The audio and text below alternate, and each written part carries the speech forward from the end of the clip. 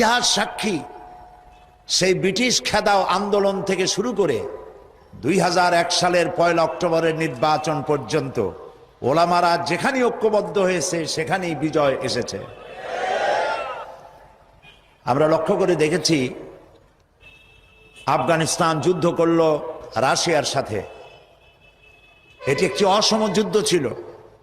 আমার ভাষা আমি তখন বলতাম যে যুদ্ধ হচ্ছে নবজাতক শিশুর সঙ্গে সিন্দাবাদের বিরাট দৈত্যের সাথে। ওদের মডার্ন অস্ত্রপাতি আর আফগান মুজাহিদদের কাছে হলো নূহ আলাইহিস সালামের জমানায় বন্যায় ভিজানো গাদা বন্দুক। এই দিয়ে তারা লড়লেন। সেই লড়াইয়ে দেখা গেল রাশিয়ার মতো বিশাল দৈত্য কুপকাত হয়ে গেল, আর আল্লাহ তাআলা আফগান মুজাহিদিনদেরকে জিতিয়ে দিলেন। কেন দিয়েছিলেন?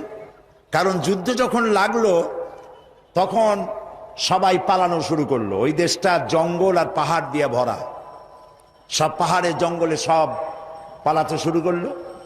পালায় গিয়ে দেখলো ওলামারা সব এক জায়গায় এসে গেছে। ওই সব ওলামা যারা একজন আর একজনকে দেখতে পারে না, দেখলেই রুমাল দিয়ে মুখ ঢাকে, সালাম দিলে জবাব দেয় না। ফতোয়া দিয়েছিল সে কাফের 5 কারণে, উনি কাফের 3 কারণে, আর উনি কাফের 17 কারণে। এদেরকে যারা কাফের না মনে করে তারাও কাফের। আর ওই সব কাফের মরে গেলে তাদের কবরের উপর যে ঘাস হয় সেই ঘাস যে গরুতে খায় সে গরুও কাফের।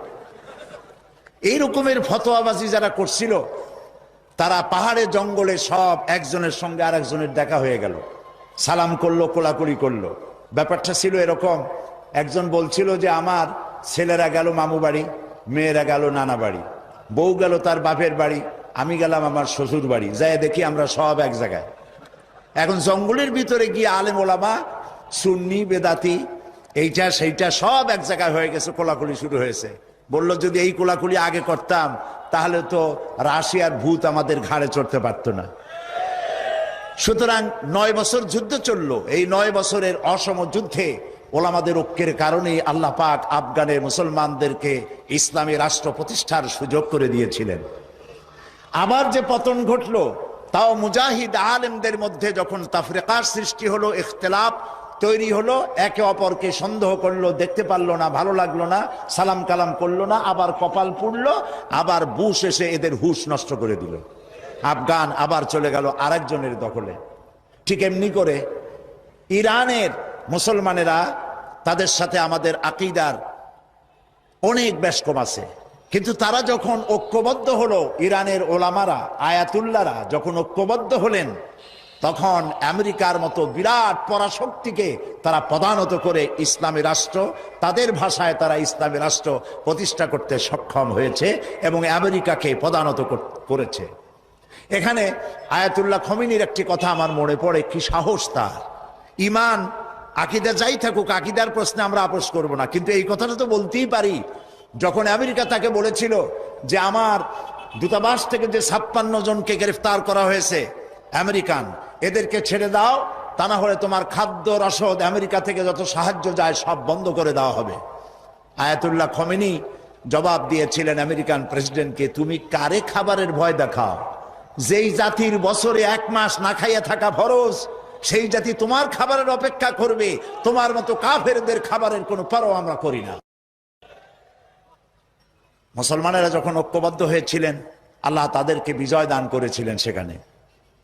ঠিক এমনি করে পাকিস্তানে যখন সর্বশ্রেণীর ওলামায়ে কেরাম মুত্তাহিদায়ে আমল, মজলিস মুত্তাহিদায়ে আমল এ নাম করে যখন একটি সংগঠন কায়েম করলো, সমস্ত ফিরকার মাকতুবায়ে খেয়ালে সমস্ত আলেমরা যখন ঐক্যবদ্ধ হলো, পৃথিবীকে অবাক করে দিয়ে ইসলামী শক্তি সেখানে বিজয় লাভ করলো।